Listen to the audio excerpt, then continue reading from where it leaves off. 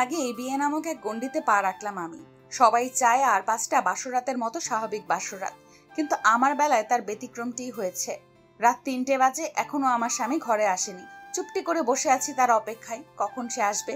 অবশেষে আমার অপেক্ষার অবসান ঘটিয়ে সে আসলো, বদ্ধ মাতাল হয়ে। কিন্তু আমি কেন যেন একটু অবাক হই নাই। মনে মনে খুব ভয় লাগছে, মাতাল হয়ে এসে সে আমাকে শারীরিক অত্যাচার করবে না তো। কিন্তু আমাকে অবাক করে দিয়ে সে এসে বিছানার অপর পাশে শুয়ে পড়ল। একবারের জন্য আমার মুখটিও দেখলো না। কথা তো বহুদূর। আমি পিঠের পিছে বালিশ রেখে হেলান দিয়ে বসে ভাবতে লাগলাম, কেন এরকমটি হলো? ওনার কি আমাকে পছন্দ ছিল না? তাহলে বিয়ে কেন করলো? যাকে পছন্দ তাকেই বিয়ে করতে পারতো। আমি না হয় পান্তা ভাত বিয়ের পর স্বামীকে ভালোবাসবো বলে কারো সাথে সম্পর্কে জড়াইনি। বাবা মা যাকে পছন্দ করেছে চোখ বন্ধ করে তাকেই বিয়ে করেছি। একবার দিয়া নানু বলেছিল, কই আমরা তো প্রেম করতে পারিনি, বিয়ের পর প্রেম করেছি স্বামীর সাথে। মানুষটা এখন দুনিয়ায় নেই, তবুও মানুষটার স্মৃতি নিয়ে এ জীবন পার করে দিচ্ছি। আর এখনকার যুগের কি প্রেম রে বাবা, আগে দেখা সাক্ষাৎ না হলে নাকি বিয়ে হবে না। সেদিন নানুর কথায় দিয়ার সিদ্ধান্ত নিয়েছিল কখনো প্রেম করলে বিয়ের পর স্বামীর সাথেই করবে। কিন্তু একটু আগে যা ঘটে গেল, তারপরও এই মানুষটাকে কিভাবে ভালোবাসবে দিয়া? দরজা টোকা দেওয়ার শব্দে ভাবনার ঘোর কাটল দিয়ার। চোখ মেলে দেখলো সকাল হয়ে গেছে। 7-5 ভাবতে ভাবতে কখন যে চোখটা রেগে গিয়েছিল বুঝতেই পারেনি। পাশে চেয়ে দেখলো সে বেধর ঘুম ঘুমাচ্ছে। ভাবি দরজাটা খোলো। দরজার ওপাশ থেকে এক মেয়েলি শব্দ ভেসে আসছে। দিয়া গিয়ে দরজা খুলে দেখলো রোজা, তার স্বামীর ছোট বোন। ভাবি ফ্রেশ হয়ে নাও, বাবা মা বসে আছে একসাথে ব্রেকফাস্ট করবে বলে। আমি যাচ্ছি, তুমি ভাইকে নিয়ে নিচে আসো। দিয়া ফ্রেশ হতে ওয়াশরুমে চলে গেল। ফ্রেশ হয়ে এসে দেখলো সে ঘুম থেকে উঠেছে। দিয়া এই প্রথম তাকে বলল, যান ফ্রেশ হয়ে আসুন। সে দিয়ার সাথে কোনো কথা না বলে ওয়াশরুমে চলে গেল। দিয়ার বড্ড অভিমান হলো তার উপরে। এত হেয়ালি ছেড়ে প্রথমবার কথা বলল তার সাথে, আর বিপরীতে কি পেল সে? সে ফ্রেশ হয়ে এলো। দিয়া আর সে একসাথে নিচে এলো ব্রেকফাস্ট করার জন্য। শাশুড়ি মা দেখেই বললেন, এসো মা এসো, তোমাদের জন্যই বসেছিলাম। দিয়া শাশুড়ির পাশে চেয়ারে বসতে নিল। তখনই শাশুড়ি মা বললেন, ও কি করছো? যাও সিয়ামের পাশে বসো। দিয়া এই প্রথম জানলো তার নাম সিয়াম। বিয়ের আগে কখনো তার নাম জানতে চায়নি, ভেবেছিল বাসরাতে জিজ্ঞাসা করে নেবে। দিয়া তার পাশে চেয়ার টেনে বসলো, কিন্তু সে কোনো কথা বলল না, চুপচাপ ব্রেকফাস্ট করছে। পাশ থেকে রোজা বলল, ভাবি একটা কথা বলি। বলো। রোজা করুণ গলায় দিয়ার দিকে তাকিয়ে বলল, আমি না ঠিক এই ভাবি হয়ে বলতে পারছি না, বড্ড বোরিং লাগে আমার। আমি তোমায় দিয়ে আপু বলি। দিয়েছে দেখলো রোজা সিয়ামের দিকে তাকিয়ে রহস্যময়ী হাসি হাসছে। মনে হচ্ছে তার নামটা সিয়ামকে জানানোর জন্য রোজা এখানে তার নামটা উল্লেখ করেছে। তবে সেও কি দিয়ার মতো বিয়ের আগে নাম জানেনি? দিয়া খুব অবাক হচ্ছে এটা ভেবেই যে মেয়ের দিকে ভার্সিটির ছেলেরা হাঁ করে তাকিয়ে থাকতো। সেই মেয়ের মুখটিও তার স্বামী ভালো করে দেখেনি, তার নামটাও জানে না। সিয়ামের নাম মা বললেন, এসো মা পার্লারে যাই, সাজাতে গোছাতে সময় লাগবে। পাশ থেকে সিয়ামের বাবা বললেন, হ্যাঁ তোমরা যাও, আমি এই দিকটা সামলে নিচ্ছি। সেজে গুজে সং হয়ে বসে আছি। আমার পাশে সিয়ামও বসে আছে। আমি যে তার পাশে বসে আছি সে ব্যাপারে তার কোনো ভ্রুক্ষেপই নেই। সিয়ামের আত্মীয় স্বজন এসে দেখে বলছে, মাশাল্লাহ, জান্নাতি হুর পেয়েছে আমাদের সিয়াম। তাদের এই সুন্দর কমপ্লিমেন্টগুলো আমার মনে কাটার মতো বিচ্ছে, কারণ তিনি একটিবারের জন্য আমার দিকে তাকায়নি। এর মধ্যেই বাবা মা আর ছোট বোন রিয়া এলো। তাদের দেখে আমার বুক দুমড়ে মুচড়ে চোখ বেয়ে 2 ফোঁটা জল গড়িয়ে পড়লো। বাচ্চাদের মতো মাকে জড়িয়ে কেঁদে ফেললাম। মা মাথায় হাত বুলিয়ে সান্ত্বনা স্বরূপ বলছে, এই বাচ্চা মেয়ে একদিন ছেড়ে থাকতে পারিস না? মাকে যে বলতে পারছি না, মা আমি ভালো নেই, সত্যিই আমি ভালো নেই, কিন্তু কিভাবে বলবো? বিয়ের পর যে একটি মেয়ের বুক ফাটে তবু মুখ ফাটে না। তবুও মা যে মাথায় সান্ত্বনার হাত রেখেছে সেটাই বা কম কি? মানুষ তো সান্ত্বনাতেই বাঁচে। দিয়ার হাউমাউ করে কান্না দেখে সালমা বেগম অর্থাৎ সিয়ামের মা দৌড়ে এসে দিয়ার মাথায় হাত রাখলেন। সালমা বেগম বললেন, এই মেয়ে এভাবে কাঁদছিস কেন? আমরা কি তোর বাবা মা নই? এখন থেকে আমরাই তো তোর বাবা মা। বোকা মেয়ে কিভাবে কাঁদছে দেখো। দিয়ার মা ফিরোজা বেগম বললেন, এই দেখো মেয়ে আমার কিভাবে কাঁদছে। আজ তো তোরা আমাদের সাথে যাচ্ছিসই, এত কান্না কেন করছিস মা? দিয়া কান্না কোনো যেন থামতেই চাইছে না। রিয়া এসে দিয়াকে জড়িয়ে ধরে বলল। এই আপু, তুই এভাবে কাঁদিস না প্লিজ। দিয়া কোনো রকমের ওর কান্নাটা থামালো, কিন্তু মানুষ যে চাইলেও কান্না থামাতে পারে না। গাড়িতে বসে জানলা ভেদ করে বাইরের দিকে চেয়ে আছে দিয়া। শ্বশুরবাড়ি থেকে বাবার বাড়ি যাচ্ছে। কি অদ্ভুত তাই না? বিয়ের পর যে বাড়ি থেকে ছোট থেকে বড় হওয়া সে বাড়িটাকেই বলতে হয় বাবার বাড়ি। দিয়াদের গাড়িতে রিয়াও আছে, বাবা মার পরের গাড়িতে আসছে। দিয়া সিয়ামের সাথে নানান ধরনের পাগলামো আলাপ করছে, যার ব্যাখ্যা আমি দিতে পারবো না। দিয়াদের বাসায় আস্তে আস্তে সন্ধ্যা হলো। দিয়া নিজের রুমে গিয়ে ফ্রেশ হয়ে নিল। ওয়াশরুমের বাইরে এসে দেখলো সিয়াম ওর রুমে। দিয়া সিয়ামকে বলল।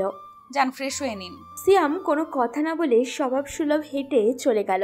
দিয়াও মনে মনে বলল, ডাকাত বেটা কোথাকার, কে বলেছিল তোকে বিয়ে করতে? এখন আবার ভাব দেখানো হচ্ছে, মন চাচ্ছে মেরে মুখের আদল পাল্টে ফেলি তোর। সিয়াম ফ্রেশ হয়ে এলো। রিয়া এলো ওদের ডাকতে। রিয়া হই হই করে বলল, আপু চল ডিনার করে নিবি, এই যে আমার আধা ঘরওয়ালা, চলুন নিচে। সিয়াম কৌতূহলী স্বরে বলল। আধা ঘরওয়ালা? রিয়া খিলখিলিয়ে বলল, বারে, শালি যদি আধা ঘরওয়ালি হয় তাহলে দুলাভাই কেন আধা ঘরওয়ালা হবে না?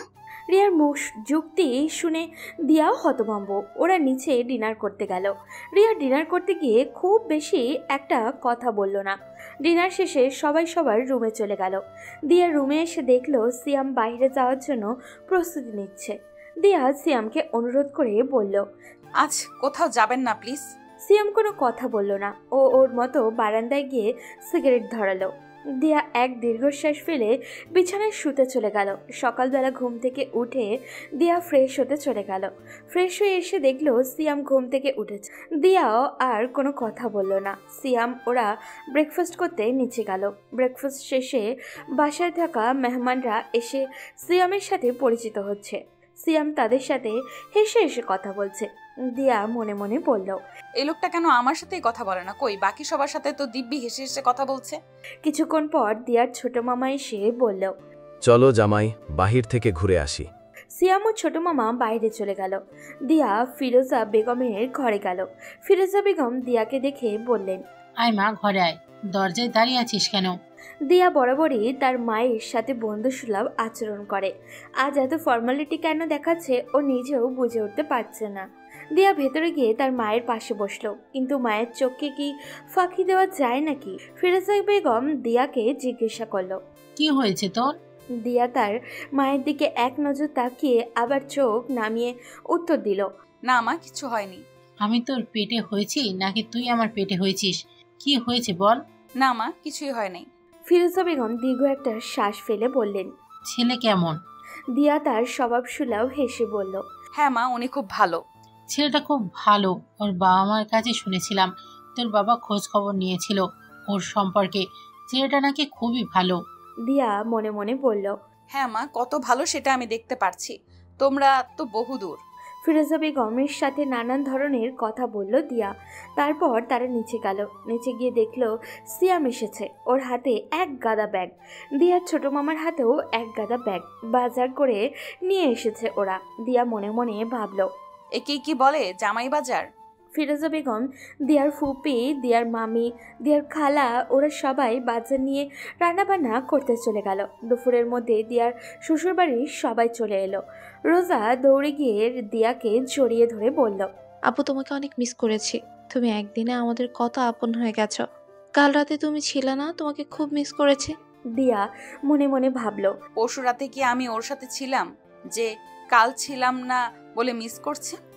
দিয়া স্বভাব সুলভ হেসে ফর্মালিটি দেখিয়ে বলল, আমিও তোমায় মিস করেছি রোজা। এরই মধ্যে সিয়ামের মা সালমা বেগম এসে দিয়ার মাথায় হাত বুলিয়ে দিয়ে বললেন, মা, তোকে ছাড়া বাড়িটা খুবই ফাঁকা ফাঁকা লাগে। তোকে ছাড়া সত্যি বাড়িটা খুব ফাঁকা ফাঁকা লাগেনি। তারপর সালমা বেগম আর রোজা দিয়ার সাথে নানান ধরনের গল্প জুড়ে দিলেন। দিয়াদের বাসা থেকে আসার সময় দিয়ার মনে হচ্ছিল ওর কলেজাটা ছিঁড়ে অন্য কোথাও নিয়ে চলে যাচ্ছে। ওর মাকে ধরে কতটা কেঁদেছে শুধু ওই জানে। আসতেই চাইছিল না। যদি একটা ড্রাম পাতা হতো ওর চোখের সামনে, মনে হয় ড্রামটা ভরে যেত ওর চোখের পানি দিয়ে। গাড়িতে দিয়া স্বভাব সুলভ অন্যদিকে তাকিয়ে আছে আর রোজা বকবক করছে। সিয়াম মাঝে মাঝে হুঁ হাঁ করছে। সিয়ামের বাবা মাও আত্মীয় স্বজনের আগের গাড়িতে আছে। হঠাৎ করে সিয়াম ড্রাইভারকে উদ্দেশ্য করে বলল। ড্রাইভার গাড়ি থামান। ড্রাইভার গাড়ি থামালো। সিয়াম গাড়ি থেকে নেমে গেল। দিয়ে একটা দীর্ঘশ্বাস ফেলল, যার অর্থ একটাই, আমি ভালো নেই। রোজা বলল, এই ভাইয়াটাও না। ননদিনী। রোজা দিয়ার সাথে হেসে হেসে বকবক করছে। দিয়া রোজাকে উদ্দেশ্য করে বলল, আচ্ছা রোজা, তুমি চাও যে আর 5টা সংসারের মতো তোমার ভাই ভাবির সংসারটা হোক? রোজা ফ্যালফ্যাল করে তাকিয়ে আছে দিয়ার দিকে। হয়তো ও বুঝতে পারছে না দিয়া কি বোঝাতে চাচ্ছে, হয়তো বা বুঝতেও পারছে। দিয়া আবারও বলল, রোজা, উনি এমন করছেন কেন, আমাকে বলো। রোজা এবার কেঁদে দিল। রোজার কেঁদে দেওয়া দেখে দিয়ার কাছে ভীষণ অদ্ভুত লাগলো। এখানে দিয়া কাদার মতো তো কিছুই বলেনি। রোজা চোখ মুছে নিজেকে স্বাভাবিক করার চেষ্টা করলো। তারপর রোজা বলল, আপু, আমাদের বাড়িতে ভাইয়ার মতো প্রাণোচ্ছল আর একজনও ছিল না। আমাদের বাড়িটা মাতিয়ে রাখতো ভাইয়া। সে ভাইয়া কিভাবে এমন হয়ে গেল, তাই না? রোজার প্রশ্নের জবাবে দিয়ার কাছে নেই। দিয়া উৎসুক দৃষ্টিতে তাকিয়ে আছে রোজার দিকে। রোজা বলল, ভাইয়া যখন কলেজে পড়ে নিশাত আপুর সাথে ভাইয়ার পরিচয় হয়।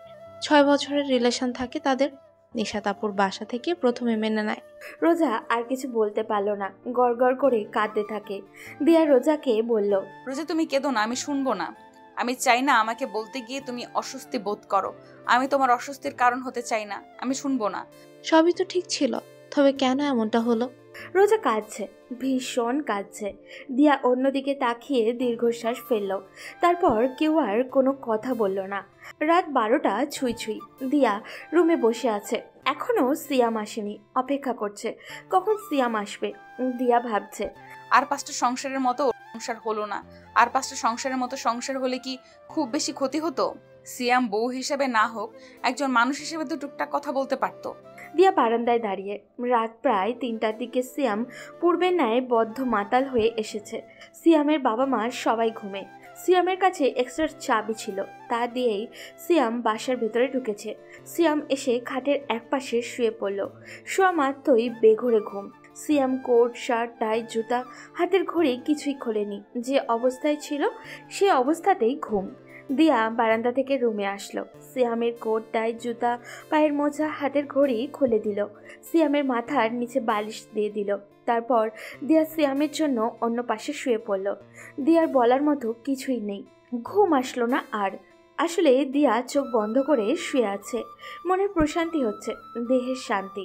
সকালে দিয়া ঘুম থেকে উঠে দেখলো সিয়াম অফিসের জন্য রেডি হচ্ছে।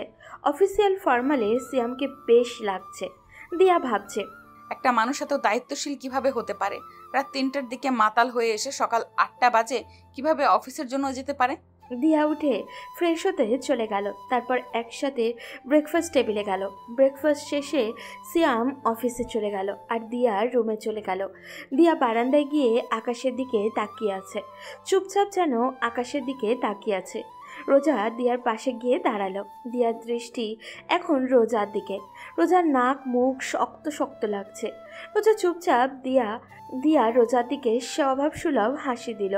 কোনো প্রশ্ন করলো না, কোনো কথাও বলল না। রোজা দিয়াকে বলল, একা একা দাঁড়িয়ে আছো যে দিয়া আপু? আবহাওয়াটা কত সুন্দর, তাই না? আপু, কালকে তুমি শুনতে চেয়েছিলে, কাল তোমাকে বলতে পারিনি, আজ শোনো। দিয়া রোজার দিকে তাকালো। মনে হলো রোজার নাক মুখ খুব শক্ত করে আছে। মনে হচ্ছে এই শক্ত আভাটা না থাকলে হয়তো মুখ ফেটেই কান্না বেরিয়ে পড়তো। দিয়া একটা দীর্ঘশ্বাস ফেললো। রোজা বলতে শুরু করলো, নিশাত আপুর সাথে ভাইয়ার প্রায় 6 বছরের রিলেশন ছিল। এটা তো তোমাকে বলেইছি।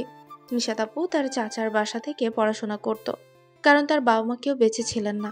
নিশাত আপু এতিম ছিল। নিশাত আপু খুব ভালো স্টুডেন্ট ছিল। নিশাত আপুকে তার চাচা চাচি পড়াশোনা করাতো, টাকা লোভ। আপু কলেজ থেকে স্কলারশিপ পেত। নিশাত আপু এতিম প্লাস ভালো স্টুডেন্ট হয় বিভিন্ন ধরনের ফান্ড থেকে টাকা পেত। তাদের 1 টাকাও খরচ করতে হয়নি নিশাত আপুর পেছনে। নিশাত আপু তো কোনো প্রাইভেট বা কোচিংও করতো না। প্রবলেম হলে স্যার ম্যাডামের কাছ থেকে আপু হেল্প চাইতেন, তারাই আপুকে হেল্প করতেন। এভাবে চলছিল নিশাত আপুর জীবন আর রিলেশন। ভাইয়াও জব পেল। নিশাত আপুর বাসায় বাবা মায়ের বিয়ের কথা নিয়ে যায়। আমাদের বাসা থেকে নিশাত আপুকে নিয়ে কোনো প্রবলেম ছিল না, তারাও রাজি হয়ে যায়। তাদের কাছে সম্বন্ধটা ছিল মেঘনা চাইতে জলের মতো। তারা 2 মিনিট না ভেবে রাজি হয়ে যায়। ভাইয়া নিশাত আপুর এঙ্গেজমেন্ট হয়। ভাইয়া নিশাত আপুর ফ্যামিলির কাছ থেকে 1 মাসের সময় নেয়। 1 মাস পর নিশাত আপুকে বিয়ে করে আমাদের বাসায় নিয়ে আসবে, এমন চিন্তা ভাবনা ছিল ভাইয়ার। রোজা একটু থামলো। রোজা একটা দীর্ঘশ্বাস ফেললো, তারপর আবারও বলতে শুরু করলো। ভালোই যাচ্ছিল দিনকাল, কিন্তু হঠাৎ করেই নিশাত আপুর ফ্যামিলি প্রবাসী একজন বুইড়া টাকলার সাথে আপুর বিয়ে ঠিক করে। বিয়ের পর আপুকে সেখানেই নিয়ে যাবে। আপু ভাইয়াকে সব বলে। ভাইয়া সব শুনে আপুকে বলল, চলো নিশাত আমরা পালিয়ে বিয়ে করে ফেলি। নিশাত আপু তার চাচা চাচিকে কষ্ট দিয়ে যেতে চাচ্ছিল না। ছোট থেকে তারা নিশাত আপুকে দেখাশোনা করেছে। নিশাত আপুকে ভাইয়া অনেক বুঝালো, কিন্তু নিশাত আপু বুঝতে চাইলো না। ছোটবেলা থেকে যেহেতু তারা লালন পালন করেছে, তাই নিশাত আপুর মনে দায়িত্ব কর্তব্য কাজ করছিল। ভাইয়ার এই জন্য মুড অফ হয়ে যায়। নিশাত আপুর সাথে তারপর প্রায় যোগাযোগ হতো না। ভাইয়ার অবস্থা হয়ে গেছিল পাগল প্রায়। ভাইয়া আপুকে খুব ভালোবাসতো। ভাইয়া সব পরিস্থিতিতে স্ট্রেট ছিল, কিন্তু নিশাত আপুর জন্য একদম ভেঙে পড়েছিল। সেদিন শুক্রবার ছিল, ভাইয়ার অফিস বন্ধ। হঠাৎ করে ভাইয়ার ফোন এলো। ভাইয়া ফোনটা রিসিভও করে। কিছু মুহূর্ত পরেই ভাইয়া হঠাৎ চিৎকার করে উঠে। যে অবস্থায় ছিল ওই অবস্থায় ভাইয়া দৌড়াতে দৌড়াতে চলে গেল। আমরা সবাই ভাইয়ার পেছনে দৌড়াতে লাগলাম। গিয়ে যা দেখলাম তার জন্য আমরা কেউই প্রস্তুত ছিলাম না, কারণ নিশাত আপু সুইসাইড করেছে। তারপরে জানতে পারলাম নিশাত আপু বিয়েতে রাজি না থাকায় তার চাচা চাচি তাকে শারীরিক ও মানসিক টর্চার করতে শুরু করে। আপু পালিয়ে যেতে চাওয়ায় তাকে ঘরে বন্ধ করে রাখে। গতকালকে টর্চারের পরিমাণ খুব বেশি ছিল, যার জন্য আপু সুইসাইড করে। জানো, তার সাদা কাফনের কাপড়টাও কেমন লালচে হয়ে গেছিল, নাক মুখ নীল হয়ে গিয়েছিল। এখানেই শেষ নয়, নিশাত আপুর চাচা চাচি ভাইয়ার নামে পুলিশ কেস করে। পরবর্তীতে তারা ফেঁসে যায়। পুলিশ তদন্ত করে তাদের বিরুদ্ধে প্রমাণ পায়। তারা এখন জেলেই আছে। নিশাত আপুর মৃত্যু যেন ভাইয়ার জীবনচক্র থামিয়ে দিয়েছিল। তারপর থেকে ভাইয়া মদের নেশায় আসক্ত হয়ে যায়। ভাইয়া কারো সাথে কথা বলতো না, অফিসেও যেত না। বাবা মা ভাবলেন কাজের মধ্যে থাকলে হয়তো সব ঠিক হয়ে যাবে, কিন্তু ফলাফল শূন্য ছিল। তারপর ভাবলেন ভাইয়া জীবনে নতুন কেউ আসলে সব ঠিক হয়ে যাবে, তাই তোমার সাথে বিয়ে দিল।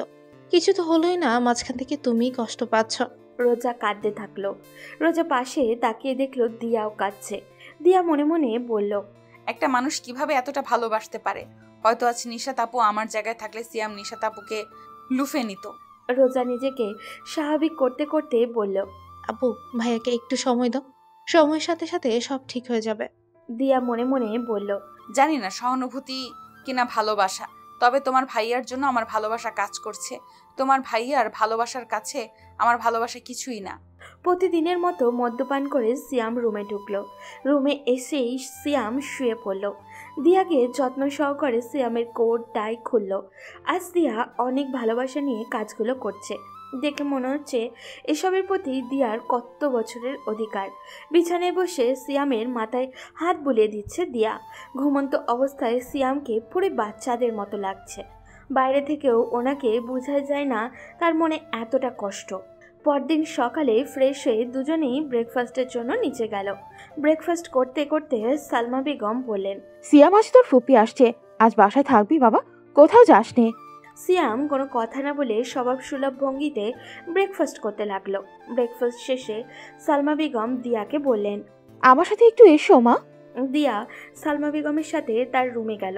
সালমা বেগম তার আলমারি থেকে জলপাই রঙের পাড়ে লাল সিঁদুর রঙের একটি শাড়ি দিয়ার হাতে দিয়ে বললেন, মা আজকে এই শাড়িটা পরো। দিয়া শাড়িটা হাতে নিয়ে জি বলে বেরিয়ে গেল। রুমে এসে দিয়া গোসল করতে চলে গেল। গোসল করে এসে দিয়া চুলগুলো আঁচড়ে নিল। চুল বেয়ে 2-1 ফোঁটা পানি টপ টপ করে পড়ছে। চোখে কাজল দিয়ে ঠোঁটে গাঢ় রঙের লাল লিপস্টিক দিল। এরপর শাড়ি পরার যুদ্ধের জন্য তৈরি হলো। 12 হাতের শাড়ি দিয়াকে পুরো নাজেহাল করে ছাড়লো। কুচি ঠিক করতে গেলে আঁচল পড়ে যায়, আর আবার আঁচল ঠিক করতে গেলে কুচি পড়ে যায়। এরই মধ্যে কেউ এসে দিয়ার কুচিটা ধরল। দিয়া যেন স্বস্তির নিঃশ্বাস ছাড়ল। দিয়া চেয়ে দেখলো সিয়াম ওর কুচি ধরে আছে। দিয়া খানিকটা অবাক হয়ে গেল। এ যেন রীতিমতো কারেন্টের শক খেলো। সিয়াম কুচি ঠিক করে দিচ্ছে, আর দিয়া আঁচল ঠিক করে নিল। চুল বেয়ে 2-1 ফোঁটা পানি সিয়ামের হাতের উপরে পড়ল। শাড়ির কুচি ঠিক করে সিয়াম উঠে দাঁড়িয়ে দিয়ার দিকে প্রথমবারের জন্য তাকালো। জলপাই রঙের ব্লাউজ, জলপাই রঙের পাড়ে লাল সিঁদুরের শাড়ি, চোখে কাজল, ঠোঁটে গাঢ় রঙের লাল লিপস্টিক দিয়ে দিয়াকে মারাত্মক লাগছে। দিয়াও সিয়ামের চোখের দিকে তাকিয়ে আছে। সিয়ামের ওই চোখ দিয়ে যেন আটকে পড়ে গেছে। সিয়াম চোখ সরিয়ে স্বভাবসুলভভাবেই চলে গেল। সিয়ামের ফুপি চলে এসেছে। দিয়া তাকে সালাম করলো। দিয়া থুতনি ধরে সিয়ামের ফুপি রাইমা বেগম বললেন, মাশাআল্লাহ, এ তো জান্নাতি হুর। ভাগ্য করে আমাদের সিয়াম এমন বউ পেয়েছে। তারপর রাইমা বেগম দিয়ার কপালে চুমু খেলেন। তারপর রাইমা বেগম সালমা বেগমকে উদ্দেশ্য করে বললেন, আমার রাফির জন্য দিয়ার মতো বউ লাগবে, তাই না ভাবি? নরদিনী আমার ছেলের বউ দিয়া এক পিসি। রাফির জন্য দিয়া পাবে না, তবে অবশ্যই হুরপুরি খোঁজা পাবে। আমাদের দিয়ার মতোই কাউকে চাই। দিয়া রাইমা বেগমের প্রশংসা শুনতে ভালো লাগছে না। তিনি যেভাবে প্রশংসা করছেন দিয়াকে দেখে ঠিক ততটা প্রশংসনীয় কথা বলার কথা নয়। দিয়ার একটু বেশি বেশি মনে হচ্ছে। দিয়া সালমা বেগমের কথার ব্যাখ্যা ভালো লাগে। কেউ কারোর মতো হতে পারে না। দিয়া শুধু সিয়ামের। আল্লাহ নিশ্চয়ই রাফি ভাইয়ের জন্য আমরা চাইতে সুন্দর কাউকে তার জীবনসঙ্গী হিসাবে রেখেছেন। দিয়া এটাও মনে মনে বলল, হয়তো আমি নিশাত আপুর মতো ভালোবাসতে পারবো না, আমি দিয়া হয়ে তো ভালোবাসতে পারবো। হয়তো সিয়াম নিশাত আপুর মতো আমাকে ভালোবাসতে পারবে না, কিন্তু ভালো তো বাসতে পারবে। সিয়াম কি করে করব আপন তোমায়? দুপুরে খাওয়া দাওয়া শেষ করে সিয়াম নিজের রুমে চলে গেল। আর সবাই মেতে উঠল আড্ডায়। ব্যাপারটা একটু অন্যরকম, কারণ গতকাল দুপুরে খাওয়া দাওয়া শেষে বিশ্রামের জন্য চলে গিয়েছিল, কিন্তু আজ সবাই আড্ডা দিচ্ছে। তবে কি সিয়ামের ফুপি বিকেলে বিশ্রাম করা পছন্দ করে না? দিয়া আস্তে আস্তে উঠে রান্নাঘরে গেল। দিয়াকে রান্নাঘরে সালমা বেগম স্বভাবসুলভ হাসি দিলেন। সালমা বেগম বললেন, কিছু বলবা মা? না মা, কিছু বলবো না। কত করে বললাম তোমার ফুপি থেকে যেতে, কিন্তু কিছুতেই থাকবে না। চলে যাবে কেন? রাইমা বেগম স্বভাবসুলভ হেসে বললেন, শ্বশুর বাড়ি ছাড়া কোথাও ঘুমাতে পারি না। তোমার ফুপ্পাও বাপের বাড়ি রাত কাটানোর পছন্দ করে না। ভাবি, তুমি আর জোর করো না তো। কথাটা দিয়ার মনে ভালো লাগা ছুঁয়ে গেল। ফুপা কত ভালোবাসে ফুপিকে, একটা রাত বাপের বাড়ি থাকতে দেয় না। আর ফুপি হাসি মুখে মেনে নিল। সম্পর্কের মাঝে অধিকার খাটানো আবদার না থাকলে ওটা একঘেয়েমি সম্পর্কের মতো হয়ে যায়। একে অপরের কাছে প্রয়োজন হতে থাকলেও প্রিয়জন হতে পারে না। দিয়া মনে মনে বলল, সিয়াম আমি তোমার প্রয়োজন নয়, প্রিয়জন হব।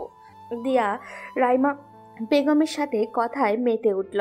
সালমা বেগমকে রোজা ডাক দিল। সালমা বেগম ব্যস্ত ভঙ্গিতে বললেন, কি বলবি বল। মাঝ ভাইয়া আর আপুকে বাইরে ঘুরতে পাঠাবা? কেন? ভাইয়া এখনো আপুর সাথে একবারের জন্য কথা বলেনি, খেয়াল করেছো? সময়ের সাথে সাথে সিয়াম স্বাভাবিক হয়ে যাবে। মা, ভাইয়াকে সময় দিতে গিয়ে ভাইয়া একরোখা হয়ে যাচ্ছে বলে তোমার মনে হয় না? একরোখা কি রে রোজা? হ্যাঁ মা, একরোখা। প্রতিদিন রাত 2-3টায় বাসায় ফিরে মা। সালমা বেগম আহত স্বরে বললেন, বিয়ের পরেও তুই জানলি কিভাবে? গতকাল রাতে পানি নিতে এসেছিলাম, তখন ভাইয়াকে মাতাল হয়ে বাসায় আসতে দেখেছি। এখন কি করা উচিত? আমার সিয়াম কি আগের মতো স্বাভাবিক হবে না? রোজা একটু মুচকি হেসে বলল, মা, দিয়াপু পারবে ভাইয়াকে স্বাভাবিক করতে। এজন্য ভাইয়াকে আবু সংস্পর্শে নিয়ে আসতে হবে। তুমি ওদের বাইরে ঘুরতে যাওয়ার অনুমতি দাও। সালমা বেগম দীর্ঘ একটা নিঃশ্বাস ফেলে বললেন, যা ভালো মনে করিস তাই কর। সালমা বেগম আঁচল দিয়ে চোখের জল মুছে চলে গেলেন। রোজা সিয়ামের রুমের দিকে গেল। গিয়ে দেখলো সিয়াম শুয়ে আছে। রোজা নিজের ভাইকে চেহারা দেখে একটা দীর্ঘ নিঃশ্বাস ফেলল। নিশাত আপু বেঁচে থাকলে হয়তো ওর ভাইয়াটা পৃথিবীর সবচেয়ে সুখী মানুষ হতো। রোজা গুটি গুটি পায়ে সিয়ামের দিকে এগিয়ে গেল। রোজা গলা জড়ানো কণ্ঠে ডাক দিল, ভাইয়া বলে। সিয়াম রোজার ডাক শুনে উঠে বসলো। রোজার কাছে মনে হলো ওর ভাইয়া নিজের কাছ থেকে নিজেকে লুকিয়ে রাখছে, চোখ বুজে ঘুম দিয়েছে ভেবে নিচ্ছে। সিয়াম উঠে রোজার দিকে তাকিয়ে আবারও স্বভাবসুলভ মাথা নিচের দিকে দিয়ে বসে রইল। রোজা বলল, ভাইয়া মা বললো ভাবিকে নিয়ে ঘুরতে যেতে, তুমি কি যাবে? সিয়াম কিছু বলল না, চুপচাপ বসে রইল। রোজা আবারও বলল, ভাই তুমি এখন পর্যন্ত দিয়াপুর সাথে কথা বলনি। ভাইয়া তুমি নিশাত আপুর জন্য কষ্ট পাচ্ছ। তুমি কি জানো দিয়াপুও কষ্ট পাচ্ছে? ভাইয়া দিয়াপু ভালো নেই। রোজা কথাগুলো বলে উঠে যাচ্ছিল। সিয়াম চুপ করে রইল। দরজার দিকে তাকিয়ে থমকে গেল রোজা। দরজায় দিয়া দাঁড়িয়ে। রোজা দিয়াকে দেখে হাসি দেওয়ার চেষ্টা করলো, আর দিয়া স্বভাবসুলভ হাসি দিল। দিয়া রোজাকে বলল, আমি কোথাও যাব না রোজা, আমার ঘুরতে যেতে ইচ্ছে করছে না। রোজা চলে গেল। দিয়া সিয়ামের দিকে এগিয়ে বলল, ফুপ্পি চলে যাবে, আপনাকে ডাকছে। সিয়াম স্বভাবসুলভ উঠে ফ্রেশ হয়ে নিচে গেল। দিয়া আগেই নিচে চলে এসেছে। ফুপি বিদায় দিয়ে সিয়াম রোজাকে বলল, রেডি হয়ে নে, ঘুরতে যাব। সত্যি ভাইয়া? সাথে তুইও যাবি। সিয়াম গটগট করে চলে গেল। রোজা অতি উৎসাহ নিয়ে দিয়াকে বলল, আপু ভাইয়া যেতে রাজি হয়ে গেছে, তুমি রেডি হয়ে নাও, আমি রেডি হয়ে আসছি। আচ্ছা। রোজা চলে গেল। দিয়া মনে মনে বলল, দায়িত্ব থেকে নিয়ে যাচ্ছে, দায়িত্ব আর ভালোবাসার মাঝে ঝুলে আছে সিয়াম। আমি কখনোই আপনাকে জোর করব না সিয়াম। রুমে গেলাম, আমাকে দেখে সিয়াম রুম থেকে বেরিয়ে গেল। হয়তো ভেবেছে দুপুরের মতো রুমে কাপড় চেঞ্জ করব, তাই চলে গেছে। আমি আর চেঞ্জ করলাম না, ইনফ্যাক্ট কিছুই করলাম না। রোজার ব্যাপারটা আমার একদমই ভালো লাগেনি। কেন কথার জেরে সিয়ামকে বাধ্য করছে। বাসা থেকে আমরা 3 জন বেরিয়েছি। আমি শাড়ি পরে হাঁটতে পারছি না। সিয়াম কৌশলে আমার শাড়ি সামলে নিচ্ছে। সিয়ামের এই নীরবতা আমাকে আঘাত করলেও ওর এইভাবে শাড়ি সামলে নেওয়াটা ভালো লাগছে। সিয়ামের কাণ্ড দেখে রোজা মিটিমিটি হাসছে। দিয়ার আর বুঝতে বাকি নেই রোজা কেন হাসছে। দিয়ার আর রাস্তার পাশে একটা ফুচকার দোকানে গেল। রোজা দোকানিকে উদ্দেশ্য করে বলল, মামা বেশি করে ঝাল দেন। ঝালের কথা শুনে দিয়ার মুখে মিইয়ে গেল। রোজা আর সিয়াম হৈ হৈ করে ফুচকা খাচ্ছে।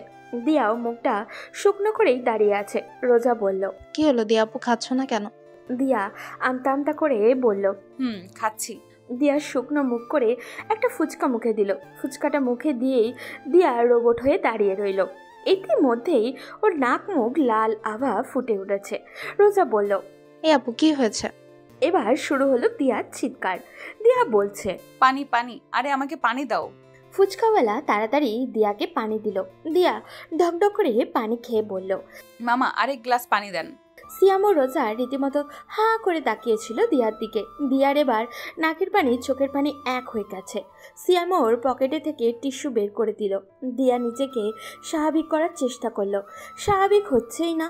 সিয়াম গিয়ে চকলেট নিয়ে আসলো। দিয়া চকলেটটা পেয়ে বাচ্চাদের মতো খেলো। মনে হচ্ছে বৃষ্টির জন্য ভোগা অসহায় চাষির জন্য বৃষ্টি এসেছে। এত বড় মেয়েকে এভাবে চকলেট খেতে দেখে রোজা হেসে দিল। দিয়া একটু লজ্জা পেয়ে গেল। সিয়াম ফুচকালার বিল মিটিয়ে ওদের নিয়ে নদীর পাড়ে গেল। দিয়া রোজার সাথে প্রাণ খুলে কথা বলছে, হাসছে, প্রকৃতি উপভোগ করছে। সিয়াম চুপচাপ দাঁড়িয়ে আছে। এখানে বহুবার বড্ড বেশি এসেছে নিশাদকে নিয়ে। নিশাত আর দিয়ার মধ্যে বড্ড অমিল রয়েছে। নিশাতকে কখনো শাড়ি পরিয়ে দিতে হতো না। নিশাত ওর নিজের শাড়ি নিজেই সামলে নিতে পারত। বিশেষ বিশেষ দিনে শাড়ি পরে আমাকে সারপ্রাইজ দিত। তারপরে নিশাত ঝাল ঝাল ফুচকা খেতে পছন্দ করত। আমি আর নিশাত ঝাল ফুচকা পাল্লা দিয়ে খেতাম। সে জায়গায় দিয়া ওর বিপরীত, একদম ঝাল খেতেই পারে না। নিশাত আমার কাঁধে মাথা রেখে প্রকৃতি উপভোগ করত, আর সেখানে দিয়া হৈ হৈ করে প্রকৃতি উপভোগ করছে। উপরোক্ত কথাগুলো সিয়াম ভাবছিল। এর মধ্যে রোজা বলল, ভাইয়া চল না বোটে উঠি। চলো। রোজা সিয়ামের কথা শুনে হৈ হৈ করে বোটে উঠে গেল। দিয়া বোটের সামনে গিয়ে দাঁড়িয়ে রইল। শাড়ি পরে বোটে দিয়া উঠতে পারবে না। তখন দেখা যাবে ধপাস করে পড়ে গেছে। ব্যাপারটা ভীষণ লজ্জার হবে। সিয়াম দিয়াকে দাঁড়িয়ে থাকতে দেখে হাত বাড়িয়ে দিল। সিয়ামের সাহায্যে দিয়া বোটে উঠল। দিয়া বোট থেকে পানি হাতাচ্ছে। সিয়াম দূর থেকে তাকিয়ে রইল। তাকিয়ে থাকলেই কি আর ভালোবাসা হয় নাকি? ওরা বোট থেকে নেমে গেল। কিছুক্ষণ হাঁটার পর দিয়া লক্ষ্য করলো কিছু মানুষ একটা বক্সে টাকা ফেলে চোখ বন্ধ করে হাত জোর করছে। দিয়ার ব্যাপারটা খুব অদ্ভুত লাগলো। ওই বক্সটার কাছে গিয়ে দিয়া একজনকে জিজ্ঞাসা করলো, আচ্ছা ভাই, এখানে কি হচ্ছে? এটা উইশিং বক্স। অনেকের মনে হয় এখানে কয়েন টাকা ফেলে চোখ বন্ধ করে প্রে করলে সেটা পায়। দিয়ার মুখ চকচক করে উঠল। সাথে সাথে হ্যান্ডব্যাগে হাত দিয়ে কয়েন খুঁজতে লাগলো। সাথে সাথে ওর মুখটা মিয়ে গেল। ব্যাগে কোনো কয়েন নেই। দিয়া সিয়ামের দিকে তাকাতেই সিয়াম দিয়াকে একটা 5 টাকার কয়েন বের করে দিয়ে দিয়া মুচকি হেসে মনে মনে বলল, 5 টাকার উইশে যদি তোমাকে পাই, দোষের তো কিছু নেই সিয়াম। দিয়া কয়েনটা বক্সে ফেলে দুহাত মুঠো করে এবং চোখ বন্ধ করে প্রে করলো।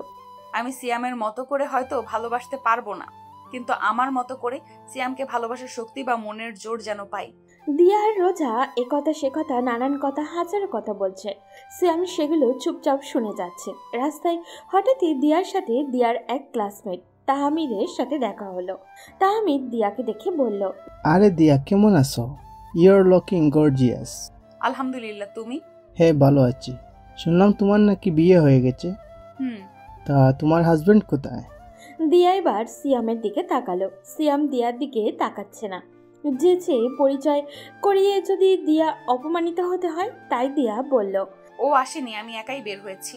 সিয়াম এখনো দিয়ার দিকে তাকালো না। রোজা রীতিমতো হা হয়ে তাকিয়ে আছে। তাহমিদ বলল, ওহ শিট, তোমার হাজবেন্ডকে কংগ্রেস জানানো হলো না। তাকে দেখার অনেক ইচ্ছা ছিল আমার। খুব সুন্দরী মেয়েকে ওয়াইফ হিসেবে পেয়েছেন উনি। আচ্ছা তাহমিদ, আমি তাহলে এখন আসি, একটু কাজ ছিল। ভালো থেকো। আল্লাহ হাফেজ। সন্ধ্যায় ঘুরে ফিরে রাতের রেস্টুরেন্টে ডিনার করতে গেল ওরা। সেখানে এক কাপল ক্যান্ডেল লাইট ডিনার করছে। দিয়া এক দৃষ্টিতে তাকিয়ে আছে। সিয়াম ফিসফিসিয়ে দিয়াকে শোনানোর জন্য রোজাকে বলল, এসব কি এভাবে তাকিয়ে থাকলে লোকে কি বলবে? সিয়ামের কথায় দিয়া তাদের থেকে চোখ ফিরিয়ে নিল। যা যা খাবার অর্ডার করলো সিয়াম সাথে সাথে বলে দিল খাবারের ঝালের পরিমাণ কম দিতে। দিয়া অনেকটা অবাক হলো। দিয়াকে নিয়ে এতটা ভাবছে সিয়াম।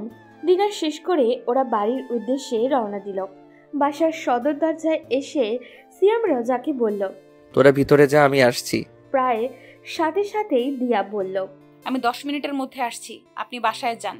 আমি না আসা পর্যন্ত আপনি বাসা থেকে কোথাও যাবেন না। এই বলেই দিয়া রিক্সা চড়ে কোথায় যেন চলে গেল। রাস্তায় রিক্সা দিয়ে বাড়ি ফেরার সময় দিয়া ভাবতে লাগলো, কাল সিয়ামের গা থেকে কোট খোলার সময় একটা রিসিট পড়ে গিয়েছিল। তাতেই সিয়াম কোন ব্র্যান্ডের অ্যালকোহল পান করে, কোন বারে বসে পান করে, এক রাতে কত বোতল পান করে আর তার মূল্য কত সেটা দেওয়া ছিল। তখনই দিয়ার মাথায় এলো, ও যদি ঘরে বসেই খায় দোষের কি। প্রায় 15 মিনিট পর দিয়া বাসায় এলো। দিয়া হাতে কার্টন বক্স থেকে সালমা বেগম জিজ্ঞাসা করলো, দিয়া কোথায় গিয়েছিল মা? ফিরতে দেরি হলো যে? মা, সিয়ামের জন্য একটা গিফট কিনেছি, সারপ্রাইজ দেব বলে। সালমা বেগম খুশিতে চকচক হয়ে উঠলেন। তিনি বললেন, সিয়াম উপরে আছে, যাও মা, তাড়াতাড়ি যাও। দিয়া রুমে এসে দেখলো সিয়াম বেডে বসে আছে। দিয়াকে দেখেই সিয়াম বাইরে চলে যেতে নিল। তখনই দিয়া হাতে থাকা কার্টুনটা সিয়ামকে দিয়ে বলল, নিন, আপনি ঘরে বসে ড্রিঙ্ক করতে পারেন। রাতে প্লিজ বাইরে থাকবেন না। আপনি রাতে বাইরে থাকলে আমার খুব টেনশন হয়। দিয়া আবারও বলল, প্লিজ না বলবেন না, আমি আপনাকে ডিস্টার্ব করব না। সিয়াম অনেকটা অবাক হলো।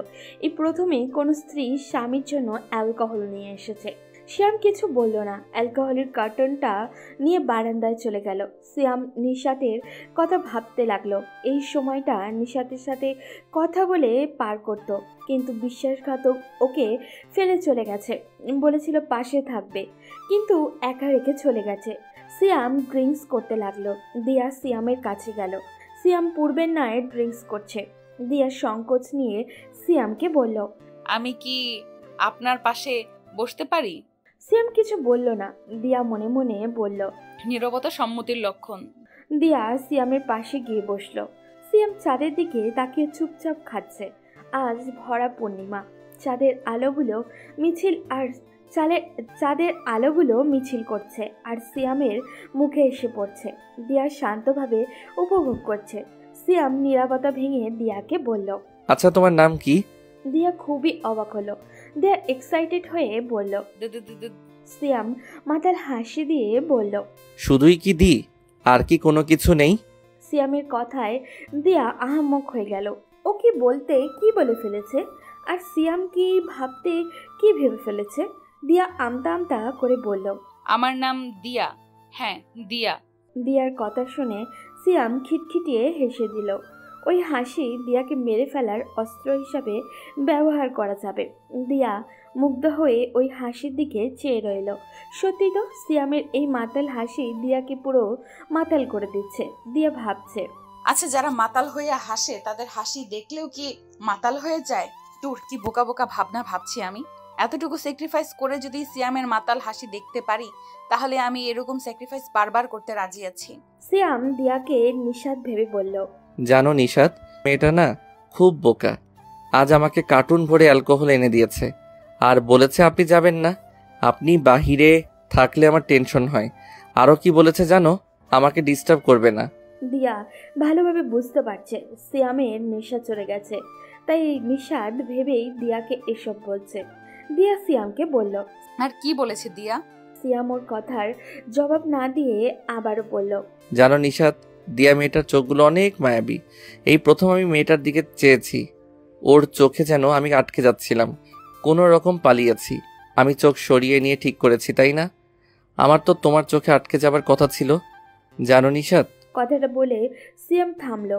সিয়াম আবারও বলতে শুরু করলো, জানো নিশাত, রিসেপশনের দিন না দিয়ে মেয়েটা ওর মাকে জড়িয়ে ধরে হাওয়া করে কাঁদছিল। আমার খুব মনে চেয়েছে ওর মাথায় একটু সান্ত্বনার হাত বুলিয়ে দেই, কিন্তু হাত বুলোইনি, তুমি রাগ করবে তাই। এরপর সিয়াম দিয়ার দিকে গভীরভাবে তাকিয়েছিল। অনেকক্ষণ চেয়ে থেকে সিয়াম নিশাত ভেবে দিয়ার কপালে চুমু খেলো।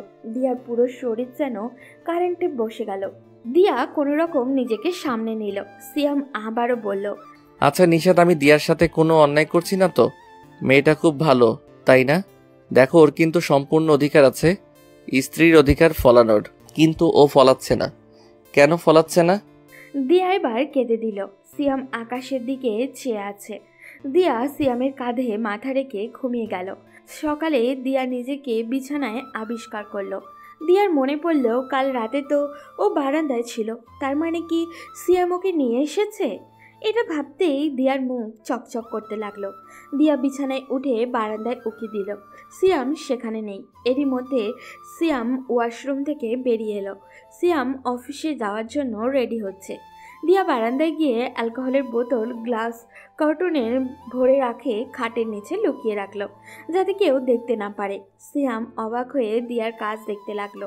সিয়াম ভাবছে, কি অদ্ভুত মেয়ে। দিয়া ফ্রেশ হয়ে এলো। তারপর ওরা দুজন একসাথে ব্রেকফাস্ট করতে লাগলো। ব্রেকফাস্ট শেষে সিয়াম অফিসে চলে গেল আর দিয়া ওর রুমে চলে গেল। দিয়া গতকাল রাতের কথা ভাবতে লাগলো। কথাগুলো ভাবতে ভাবতে এক প্রকারের শান্তি অনুভব করছে দিয়া। রোজা দিয়ার রুমে এলো। রোজা দিয়াকে বলল, কি করো দিয়াপু? রোজার কথায় দিয়া কিছুটা হকচকিয়ে যায়। রোজা দিয়াকে বলল, কিছু তো ভাবছিল আপু। না তো। হও। দিয়া এবার নিজ থেকে রোজাকে গতকাল রাতের সব কথা বলে দিল। কথাগুলো শুনে রোজা ভীষণ খুশি হলো। দিয়া রোজার মুখে হাস্যোজ্জ্বল ভাব দেখতে পেল। কিছুক্ষণ পর রোজার মুখের হাসি মিইয়ে গেল। রোজা বুঝতে পারল কথাগুলো ভাইয়া নিশাত আপু ভেবেই বলেছিল। যা করেছে তা নিশাত ভেবেই করেছে। সত্যি তো এটাই। পরক্ষণে রোজা ভাবল, নিশাত ভেবে করলেও ক্ষতি কি? এতে ওর ভাইয়া স্বাভাবিক হচ্ছে। অতঃপক্ষে দিয়া আপুর সাথে কথা তো বলেছে, এটাই বা কম কিসের? রোজা দিয়া নিচে গেল, সালমা বেগমের কাজে সাহায্য করলো। সালমা বেগমকে মোটামুটি সাহায্য করতেই তিনি দিয়াকে রুমে পাঠিয়ে দিয়েছেন। দিয়া রুমে এসে দেখে ওর ফোন বাজছে। দিয়া ফোনের স্ক্রিনে তাকিয়ে দেখলো রিয়া ফোন দিয়েছে। হ্যাঁ রিয়া। কেমন আছিস আপু? আলহামদুলিল্লাহ ভালো। তুই কেমন আছিস? বাবা মা কেমন আছে? আমরা সবাই ভালো আছি। কি করিস? কিছু না। তুই? রিয়া দিয়ার কথার জবাব না দিয়ে বলল, মা তোর জন্য কেঁদে সাগর বানাচ্ছে। মাকে ফোনটা দে। মা পাশে নেই। মা এলে মাকে ফোন দিতে বলিস। রিয়া কিছুটা বাঘিনীর মতো করে বলল, খবরদার তুই মার সাথে কথা বলবি না। দিয়া উৎকণ্ঠিত হয়ে বলল, কেন রে রিয়া? তুই যাওয়ার পরে একেবারে ভেঙে পড়েছে। সারাদিন শুধুই তোর কথা বলে। তুই থাকলে এটা করতি ওটা করতি, এখন থাকলে বাসার পরিবেশ এমন থাকতো না অমন থাকতো। আমি আর বাবা যে আছি তাতে তার হচ্ছে না। বুঝেছি, আর কোনো কথা বলবো না। রিয়া নরম স্বরে বলল, আমি বলেছি বলে কি সত্যিই কথা বলবি না? না, বলবো না। রিয়া কাঁদো কাঁদো ভাবে বলল, মানুষটা অনেক কষ্ট পাবে রে। তুই কথা বলিস, সাথে কান্না করতে বারণ করিস প্লিজ বোন আমার। দিয়া মুচকে হেসে বলল, আচ্ছা বলবো। রিয়া দুষ্টু হাসি দিয়ে বলল, আধা ঘরওয়ালা কেমন আছে? সিয়ামের কথা মনে পড়তেই আপনা আপনি ঠোঁটের কোণে হাসি রেখা ফুটে উঠল দিয়ার। আজ সিয়াম বাসায় ফেরার সময় এক কার্টন অ্যালকোহল সাথে নিয়ে এলো। রুমে এসে দেখলো দিয়া টিভিতে ক্যাটরিনা কাইফের চিকনি চামেলি গান শুনছে। সিয়ামের বরাবরই ক্যাটরিনা কাইফকে খুব ভালো লাগে। সিয়াম হাঁ করে ক্যাটরিনা কাইফের দিকে তাকিয়ে থাকতে পারল না। তার আগেই দিয়া সিয়ামকে দেখে টিভি অফ করে দিল। সিয়ামের মনে হলো শটাং করে কেউ যেন ওকে থাপ্পড় দিল। দিয়া বলল, আপনি এসে গেছেন, যান ফ্রেশ হয়ে আসুন। সিয়ামের মনেই চাচ্ছিল রিমোট দিয়ে দিয়ার মাথায় একটা বাড়ি দিয়ে বলতে, বজ্জাত মেয়ে, টিভি বন্ধ করলি কেন? সিয়াম মুখে কিছু বলল না, চুপচাপ ফ্রেশ হতে চলে গেল। সিয়াম ফ্রেশ হয়ে এসে টিভি অন করলো। এখনও ক্যাটরিনা কাইফের কামলি কামলি গান হচ্ছে। সিয়াম ভাবছে, আজ তো ক্যাটের জন্মদিন নয়, হঠাৎ আজ ক্যাট স্পেশাল চলছে কেন? ভাবনার ছেদ ঘটিয়ে দিয়া আবারও বলল, ডিনারের জন্য মা ডাকছেন। আমি নিচে গিয়ে খাবো না, আমার খাবার উপরে নিয়ে আসা হোক। দিয়া কিছুতেই বুঝতে পারছে না এই ক্যাটের গান দেখার পর থেকে সিয়াম মুখ চকচক করছে কেন। 7-5 ভাবতে ভাবতে দিয়া নিচে গেল, খাবার নিয়ে উপরে এলো। সালমা বেগম কিছু বললেন না, মুচকি মুচকি হাসলেন। দিয়ার হাসির ব্যাখ্যা খুঁজে পেল না। সিয়াম টিভি দেখছে আর খাচ্ছে। দিয়া সিয়ামের পাশেই বসে আছে। সিয়াম টিভি থেকে চোখ সরাচ্ছেই না। মনে হচ্ছে টিভি থেকে চোখ সরালেই বুঝি বাংলাদেশ সরকারের আইন অনুযায়ী ওকে গুলি করা হবে। এর মাঝে টিভিতে সালোয়ার ক্যাটের দিল দিয়া গাল্লা গানটা শুরু হলো। সিয়াম কপাল কুঁচকে চ্যানেল পাল্টে ফেলল। মনে হচ্ছে ওকে গান শুনতে কেউ মেরেছে, বকেছে। সিয়াম খাওয়া শেষ করতেই দিয়া সেগুলো গুছিয়ে রাখতে নিচে গেল। সিয়াম আবারও ওই চ্যানেলের গানটা শুনতে লাগলো।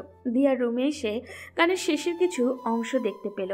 দিয়া বলল, বাবা, গোলাপি কালার গাউনটাতে কি সুন্দর লাগছে ক্যাটকে। কিছুক্ষণ আগে কিসব পোশাকই না দেখেছিল মেয়েটাকে। হিরোইনদের সব পোশাকেই সুন্দর লাগে, কই আমাদের তো লাগবে না? কথাটা একটু জোরেই বলল দিয়া। সিয়াম দিয়ার দিকে হাঁ করে তাকিয়ে রইল। সিয়াম মনে মনে বলল, মেয়েটা কি পাকনা রে বাবা, দেখাবো না বলে চেঞ্জ করলাম, ঠিকই এসে দেখলো। সিয়াম বারান্দায় অ্যালকোহল নিয়ে বসেছে। দিয়াও বারান্দায় গেল। দিয়া দাঁড়িয়ে আছে। সিয়াম অন্যদিকে মুখ করে বলল, বসতে চাইলে বসতে পারো। দিয়া খুশি খুশি মন নিয়ে সিয়ামের পাশে বসে পড়ল। রাত প্রায় 1টা বাজে। দিয়া পাখির কিচিমিচির শব্দে খাঁচার দিকে তাকালো। তারপর দিয়ার মনে পড়ল, 2টা পাখি 2টা খাঁচায় কেন? রোজাকে প্রশ্ন করবে করেও করা হয়নি, মনে হচ্ছিল না। সাহস করে সিয়ামকে দিয়া প্রশ্ন করেই ফেলল, আচ্ছা, দুটো পাখি আলাদা আলাদা খাঁচায় কেন? এক খাঁচাতেই রাখলেই তো হতো। সিয়াম পাখিদের দিকে চেয়ে বলল, একসাথেই ছিল, আলাদা করে দিয়েছি। দিয়া রীতিমতো অবাক হয়েই সিয়ামের দিকে চেয়ে রইল। মনে মনে ভাবছে, কি বজ্জাতের বজ্জাত রে বাবা। সিয়াম চাঁদের দিকে তাকিয়ে ড্রিঙ্কস করছে। চাঁদের দিকে তাকিয়েই সিয়াম বলল, চাঁদটাও তো আমার মতোই একলা, আশেপাশে হাজার নক্ষত্র, কিন্তু সঙ্গী হিসেবে তো আরেকটা চাঁদনি নেই। দিয়া চাঁদের দিকে তাকিয়ে সিয়ামের উত্তরে বলল, চাঁদের গায়েও কলঙ্ক আছে, তাই বলে সে কিন্তু নিজেকে গুটিয়ে নেয়নি। তার আলো দিয়ে আলোকিত করেছে ভুবনময়। চাঁদের নিজস্ব কোনো আলো নেই, সব আলোই সূর্যর থেকে নেওয়া। সেই সূর্যটাকে নিয়ে আসলেই তো হয়। সিয়াম একটা দীর্ঘ নিঃশ্বাস ফেলল, যার অর্থ এই যে সূর্যটা আর নেই। সিয়ামের দীর্ঘ নিঃশ্বাস দেখে দিয়া নিজেও একটা দীর্ঘশ্বাস ফেলল, যার অর্থাৎ সূর্যগ্রহণ গেলে পরদিন সূর্য নতুন করেই ওঠে। সিয়াম চুপ করে ড্রিঙ্কস করছে। দিয়া পাশেই বসেছিল। কখন যে সিয়ামের কাঁধে মাথা রেখে ঘুমিয়ে পড়েছে সেটা ওর নিজেই জানে না। কয়েকদিন পর সিয়াম আর দিয়ার সম্পর্কের কিছুটা উন্নতি হয়েছে। সিয়াম রোজ বাসাতেই ড্রিঙ্কস করে, তবে অ্যালকোহলের মাত্রাটা কিছুটা কমেছে। আজ প্রথম সিয়াম নিজ থেকে দিয়াকে কল করেছে। দিয়া তো রীতিমতো অবাক, ওর হাতে পা কাঁপছে। সিয়াম এই সময়ে কেন কল করেছে? কাঁপা কাঁপা হাতে কল রিসিভ করলো আর দিয়া বলল, হ্যালো। হ্যালো দিয়া। বলুন। আপনি কি আজ ফ্রি আছেন? কেন? আজ সন্ধেই আমার এক কলিগের বিবাহ বার্ষিকীর অনুষ্ঠান রয়েছে, আপনি কি যাবেন? কেন নয়, আমি রেডি হয়ে থাকবো। ওকে, আমি ঠিক 6টায় আসবো। আচ্ছা। সন্ধেবেলায় সিয়াম বাসায় এসে দেখলো দিয়া রেডি হয়ে আছে, কলাপাতা রঙের একটা শাড়ি পরেছে। দিয়া আঁচলে গোল্ডেন সুতোর কাজ করা। সিয়াম কিছুক্ষণ তাকিয়ে থেকে বলল, রেডি আপনি? রেডি। চলুন যাওয়া যাক। তারপর ওরা পার্টিতে যাওয়ার জন্য রওনা দিল। সিয়াম ড্রাইভ করছে, দিয়া ওর পাশেই চুপচাপ বসে আছে। দিয়া নীরবতা ভেঙে বলল, একটা গান ছাড়ুন না, বড্ড বোর হচ্ছি। সিয়াম গান ছাড়ল। তুই ফেলে এসেছিস কারে, মন মন রে আমার, তাই জনম গেল শান্তি পেল না রে। মন মন রে আমার, তুই ফেলে এসেছিস কারে, মন মন রে আমার। সিয়াম প্রায় সাথে সাথেই গানটা চেঞ্জ করে দিল। অলক্ষণে গান একটা। দিয়া ফ্যালফ্যাল চোখে সিয়ামের দিকে তাকিয়ে রইল। এভাবে গানটা চেঞ্জ করার মানেটা কি ছিল? পরের গানটা বেজে উঠল, সখী সখী ভাবো না কাহারে বলে, সখী যাতো না কাহারে বলে, তোমরা যে বলো দিবস রজনী ভালোবাসা ভালোবাসা, সখী ভালোবাসা কারে কয়, সে কি কেবলই যাতনাময়, সে কি কেবলই চোখের জল, সে কি কেবলই দুঃখের শ্বাস, লোকে কেন করে কি সুখেরই তরে এমন দুঃখের আশ। পার্টিতে এসে ওরা পৌঁছালো। সিয়াম ওর কালিগ জয় এবং তার স্ত্রী শিউলির সাথে পরিচয় করিয়ে দিল। দিয়া জয় শিউলিকে অভিনন্দন জানালো।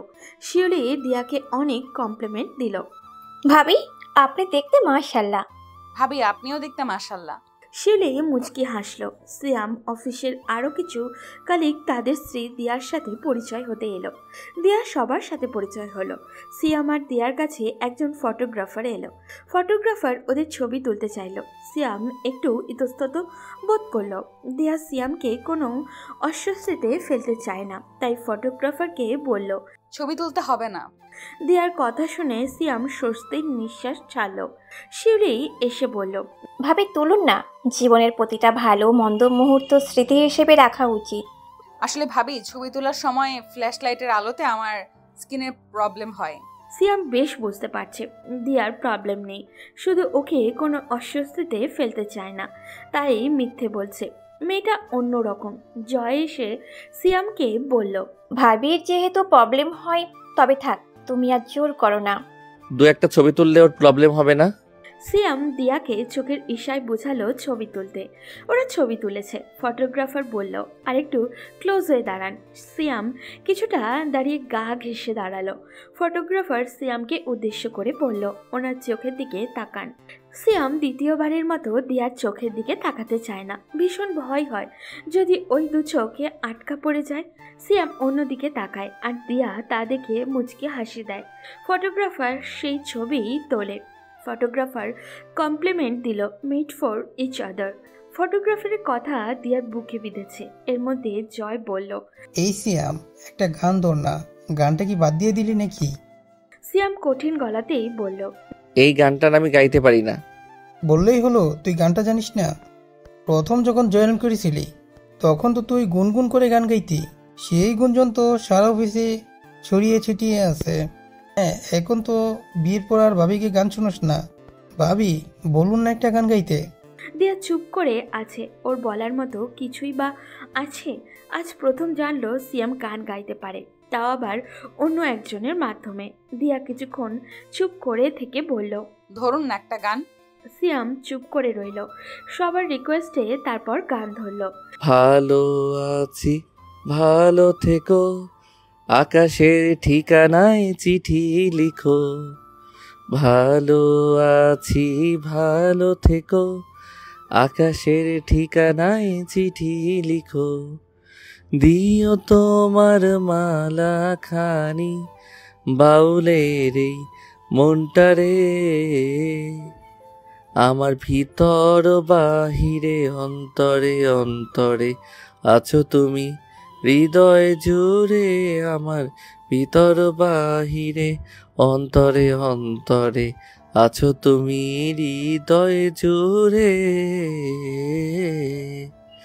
পুষে রাখে যেমন ঝিনুক খোলসের আবরণে মুকুতর সুখ, তেমনি তোমার নিবিড় চলা ভিতরের নীল বন্দরে, আমার ভিতর বাহিরে অন্তরে অন্তরে আছো তুমি হৃদয় জুড়ে আমার ভিতর বাহিরে অন্তরে অন্তরে আছো তুমি হৃদয় জুড়ে ঢেকে রাখে যেমন কুসুম পাপড়ি ডাব ডালে ফসলের ঘুম তেমনি তোমার নিবিড় ছোঁয়া গভীরেরই অন্তরে আমার ভিতর বাহিরে অন্তরে অন্তরে আছো তুমি হৃদয় জুড়ে আমার ভিতর বাহিরে অন্তরে অন্তরে আছো তুমি হৃদয় জুড়ে। দিয়া রীতিমতো অবাক, সিয়াম এত ভালো গান গাইতে পারে, এটা তো রোজা বলেনি। সত্যি মানুষকে দেখে বিচার করা যায় না, বিচার করতে তার সাথে মিশতে হয়, জানতে হয়। মানুষকে বাইরে থেকে বিচার করা যায় না, বাইরে থেকে বিচার করা খুবই কঠিন। সবাই সিয়ামকে কমপ্লিমেন্ট দিচ্ছে, অনেক ভালো গান গেয়েছে। জয় গিয়ে সিয়ামকে জড়িয়ে ধরল। জয় বলল, অনেকদিন পর একটা গান শুনলাম, খুব ভালো গেয়েছিস। উত্তরে সিয়াম মৃদু হাসলো। একটা মেয়ে নাচছে, দিয়া তার দিকে এক দৃষ্টিতে তাকিয়ে আছে। কেউ দাঁড়িয়ে আছে, কেউ কথা বলায় ব্যস্ত, নয়তো কেউ সেলফি তুলতে ব্যস্ত। হঠাৎই দিয়া বলে উঠল, এই আপু, তোমার নাচের এই মুদ্রাটাও ভুল হয়েছে। মেয়েটা আবারও চেষ্টা করলো, কিন্তু দিয়া বলল, আপু হচ্ছে না। মেয়েটার মুখটা মিলিয়ে গেল। দিয়া গিয়ে মেয়েটাকে নাচের ওই মুদ্রাটা দেখিয়ে দিল। সবাই দিয়ার দিকে চেয়ে আছে। কই, এতক্ষণ তো কেউ একবারের জন্য তাকায়নি, এখন তাকিয়ে আছে কেন? শিউলি এসে বলল, আপু একটা নাচ দেখাও না। আপু আমি নাচতে পারবো না। ভাবি ধরে নিন, এটা আপনি আমাদের উপহার হিসেবে দিলেন। জয় এগিয়ে এসে বলল, ঠিক, তাছাড়া উপহার বল কিংবা আবদার। সিয়াম চুপচাপ আছে, কিছু বলছে না। দিয়াও চুপচাপ আছে। জয় আবারও বলল, মনে হচ্ছে সিয়াম তোকে মাঠে নামতেই হবে। সিয়াম আমতা আমতা করে বলল, আমি না ভাই, অসম্ভব। তুই ভাবির কথাই তুই গান গালি, এখন তোর কথায় ভাবি নাচবে। সিয়াম মাঠে নামতে হবে শুনে ভেবেছিল জয় দিয়ার সাথে নাচতে বলছে, কিন্তু জয় দিয়াকে নাচার জন্য বলছে। সিয়াম স্বস্তির নিঃশ্বাস ছাড়ল। সিয়ামকে কিছু বলতে হয়নি, তার আগেই দিয়া নাচতে শুরু করলো। দিয়া খুব প্রাণোচ্ছলভাবে নাচল। শিউলি সিয়ামের কাছে গিয়ে হেসে বলল, শিয়াম ভাই আর দিয়া ভাবি কারো থেকে কেউ কম যায় না। একজন মাশাআল্লাহ যেমন গাইতে পারে, আর একজন প্রাণোচ্ছল ভাবে তেমন নাচতেও পারে। দুজন এখন গুণবতী। হোয়াট? গুণবতী? দিয়া সবার কমপ্লিমেন্ট শুনে নাক মুখ চকচক করছে। ও তো মনে প্রাণে চেয়েছিল নাচ করতে। সিয়ামের চোখ এড়ায়নি যে দিয়ার চোখ মুখ চকচক করছে। দিয়া সবার সাথে কথা বলছে, কথার মাঝে হাসছে, আবার হাসি থামিয়ে কথাও বলছে। সিয়াম ভাবছে, মানুষ দু ধরনের ম্যাচিওর হয়, প্রথমত জন্মগত ম্যাচিওর, আর দ্বিতীয়ত পরিস্থিতির কারণে ম্যাচিওর হতে হয়। নিশাত প্রাণোচ্ছল হয়েও হতে পারিনি, পরিস্থিতি ওকে ম্যাচিওর বানিয়েছিল। কিন্তু দিয়া মেয়েটা কেমন ম্যাচিওর সেটা বুঝতে পারছি না। নিশাতকে আমি বুঝতাম, খুব বেশি বুঝতাম, কিন্তু দিয়াকে বুঝতে পারছি না, হয়তো বুঝতেই চাইছি না। ওরা সবাই একসাথে খেলো। খাবার মাঝেই পাশে বসা একজনের ধাক্কায় দিয়ার শাড়িতে পানি পড়লো। হয়তো বেখিয়ালি ছিল তাই পানি পড়েছে। সরি, আমি বুঝতে পারিনি। দিয়া দাঁড়িয়ে গেল, শাড়ি হালকা ঝাড়া দিল। দিয়ার স্বভাব সুলভ হেসে বলল, ইটস ওকে। সিয়াম উঠে গিয়ে টিস্যু দিয়ে শাড়ির পানি মুছিয়ে দিল। দিয়া এটা অ্যাকসেপ্টই করেনি। সিয়াম ড্রাইভ করছে, দিয়া পাশে বসে আছে। দুজনেই নীরবতার পরিপূর্ণ হয়ে আছে। নীরবতা ভেঙে দিয়াই বলল, আপনি খুব ভালো গান করেন। সিয়াম উত্তর দিল না। দিয়া আবারও বলল, জয় ভাইয়া আর শিউলি ভাবি অনেক মিশুক, মনেই হয়নি প্রথম তাদের সাথে আমার পরিচয় হয়েছে। সিয়াম বলল, এবার নাচ কি শিখেন? দিয়া হাসলো। এই হাসির অর্থ সিয়ামের বোধগম্য হচ্ছে না। দিয়া বলল, একাডেমিতে ভর্তি হয়েছিলাম, সময়ের জন্য শেখা হয়নি। সিয়াম আর কোনো কথা বলল না। সময়ের জন্য শেখা হয়নি। দিয়ার বাবা বহুবার বলায় বিয়ের আগে একটা নাচের একাডেমিতে ভর্তি হয়েছিল। তার প্রায় 8 দিন পর বিয়ে হয়ে যায়। দিয়া ছোট থেকেই নাচতে পারে, নাচতে ওর ভীষণ ভালো লাগে। দিয়ার পরিবার ওকে নাচতে বলেছিল, সাপোর্ট করেছিল। দিয়াও চেয়েছিল নাচতে, কিন্তু পারেনি। ব্যাস, সব খতম, সব ইচ্ছে পূরণ করতে নেই। অপূর্ণতার খাতা ফাঁকা থেকে যাবে যে। দিয়া পূর্ণতায় অপূর্ণতায় পরিপূর্ণ। অনেক রাতে ওরা বাসায় আসে। সিয়াম ফ্রেশ হয়ে শুয়ে পড়ে। দিয়া ভাবে আজ হয়তো ড্রিঙ্ক করবে না। দিয়া ফ্রেশ হয়ে এসে দেখে সিয়াম বিয়ার খাচ্ছে। দিয়া চুপচাপ শুয়ে পড়ল। কিছুক্ষণ বাদে সিয়ামও শুয়ে পড়ল। সিয়াম মনে মনে বলল, আমি তোমার স্বামী হয়েও হতে পারিনি, কিন্তু আমি তোমার ইচ্ছে পূরণ করতে সাহায্য করব। সকালে দিয়া ঘুম থেকে উঠে দেখে সিয়াম অফিসের জন্য রেডি হচ্ছে। দিয়ার হঠাৎই চোখ যায় সিয়ামের পায়ের দিকে। সিয়ামের জুতো পরিষ্কার না। দিয়া একটা ন্যাকড়া নিয়ে সিয়ামের পিছনে গিয়ে দাঁড়ায়। সিয়াম আয়নার ওর পিছনে দিয়ার প্রতিবিম্ব দেখতে পায়। সিয়াম দিয়ার দিকে না তাকিয়ে বলল, কিছু বলবেন? দিয়া মাথা নাড়ালো, যার অর্থ কিছু বলবে না। সিয়াম আর কিছু বলল না। দিয়া হুট করে বসে সিয়ামের জুতো জোড়া মুছতে থাকে। সিয়াম হতভম্ব হয়ে যায়। সিয়াম হকচকিয়ে বলল, কি করছেন এসব? দিয়া কিছু বলল না। জুতো পরিষ্কার করে ফ্রেশ হতে চলে যায়। তারপর দুজনেই ব্রেকফাস্টের জন্য নিচে যায়। খাওয়া শেষ করে সিয়াম অফিসে চলে যায়, আর দিয়া সালমা বেগমের সাথে কথা বলছে আর টুকটাক কাজ করছে। দিয়া বারান্দায় বসে আছে, আকাশের দিকে তাকিয়ে আছে। আকাশের মাঝে বোধহয় ছড়িয়ে আছে মন ভালো করার ঔষধ। দিয়ার পাশে রোজা এসে বসলো। দিয়া রোজার দিকে তাকিয়ে হাসি দিল। রোজা বলল, দিয়াপু আজ বাইরে যাবা? উনি আসলে যাব। ভাইয়াকে কি দরকার, তুমি আর আমি যাব। দিয়া ভাবছে না বলে যাওয়াটা ঠিক হবে। যদি যেতে হয় তো মাকে বলে যাবে। রোজা হঠাৎ একটু জোরেই বলল, দিয়াপু। রোজা ডাকে দিয়া থতমত খেয়ে যায়। দিয়া আবারও বলল, দাঁত দিয়ে নখ কামড়াচ্ছ কেন? জানো না এতে স্বামী মারা যায়? রোজা, এটা কুসংস্কার। ও কুসংস্কার? ভাইকে নিয়ে কোনো রিস্ক নিতে চাই না বাবা। তোমার ভাইয়াকে খুব ভালোবাসো, তাই এরকম করছো। বাসি। তুমি বাসো না? নিশাত আপুর মতো করে না। কেউ কারো মতো হতে পারে না। ভাইয়াকে একটু সময় দাও, সব ঠিক হয়ে যাবে। রোজা, ওনার সাথে আমার সম্পর্ক মাত্র 12 দিনের। নিশাত আপুর সাথে ছিল 6 বছরের। নিশাত আপুর তুলনায় আমি কম সিয়ামকে বুঝবো, জানবো, এটাই তো স্বাভাবিক। তবে সিয়ামের বেলায় একটু বেশি কেন এক্সপেক্ট করব বলো তো? তুমি অনেক ম্যাচিওর আপু। তুমি ভাইয়াকে তোমার আঁচলে বাঁধতে পারবে। দেখো ভাইয়া তখন শুধু তুমি তুমি করবে। আমি তোমার ভাইয়াকে আঁচলে বাঁধতে চাই না। মানে? আমি চাই সিয়াম আগের মতো হয়ে যাক, সেই প্রাণোচ্ছল ব্যক্তি যেমনটা তুমি আমাকে বলেছিলে। রোজা, একটা কথা বলবো, রাখবে? কি কথা আপু? তুমি বা মা বাবা কেউ সিয়ামকে আমার ব্যাপার নিয়ে কোনো কথা বলবে না। তাকে মনে করিয়ে দিবে না আমি তার দায়িত্ব। তোমাদের এরূপ কথায় সিয়াম অস্বস্তিতে পড়ে। কি বলছো আপু? এমন না করলে তোমাদের মাঝে কিছুই স্বাভাবিক হবে না। সম্পর্কটা যেখানে ছিল সেখানে আটকে থাকবে। জানো তো রোজা, একটা কথা আছে, বিষে বিষে বিষক্ষয়। আমি তোমার ভাইয়ের দায়িত্ব হতে চাই না, তার প্রয়োজনেও হতে চাই না, শুধু প্রিয়জন হতে চাই। তুমি যা ভালো বোঝো। সন্ধ্যেবেলায় সিয়াম বাসায় এসে ফ্রেশ হয়। ব্যাগ থেকে একটা কাগজ বের করে। বাবা মার রুমে চলে যায়। সিয়াম কাগজ নিয়ে ওর বাবা মার রুমে যাওয়ায় তারা কিছুটা অবাক হয়, সাথে আটকে ওঠে। সালমা বেগম উৎসুকভাবে বলল, তোর হাতে কি বাবা? মা, দিয়া যে নাচতে পারে এটা তোমরা জানো? না তো। মা, দিয়ার ইচ্ছা ও নাচ করবে, কোনো কারণে ইচ্ছে পূরণ হয়নি। আমি চাই ও নাচ করুক, তোমরা কি বলো? এটা তো আনন্দের কথা। প্রতিভা ও কারণে নষ্ট করার মানেই হয় না। ভালো কথা। দিয়ার সাথে কথা বলেছিস? সিয়াম একটু আস্তে জবাব দিল। ফোন বের করে পার্টিতে দিয়ার নাচের ভিডিও ওর বাবা মাকে দেখালো। সিয়ামের কলিগ গতকাল রাতেই ভিডিওটা মেসেঞ্জারে পাঠিয়েছিল, আর সিয়াম গতকাল রাতেই সিদ্ধান্ত নিয়েছিল আজও কি করবে। ভিডিওটা ওর বাবা মাকে দেখে খুব খুশি হলেন। তারাও দিয়ার বাবা মার মতো দিয়াকে সাপোর্ট করলো। সিয়াম বলল, এটা ড্যান্স একাডেমির ফর্ম। সেকেন্ড শিফটে দিয়া নাচ শিখবে, বিকাল থেকে সন্ধ্যা পর্যন্ত। ড্যান্স একাডেমি তো বাসা থেকে কিছুটা দূরে, তাই না? সন্ধ্যা হলে তো আসার সময় আসতে সমস্যা হবে। অফিস থেকে আসার সময় আমি নিয়ে আসবো। সিয়াম কাগজটা ওর আব্বুর হাতে দিয়ে দিল। সিয়াম বলল, এটা ওকে দিয়ে দিও।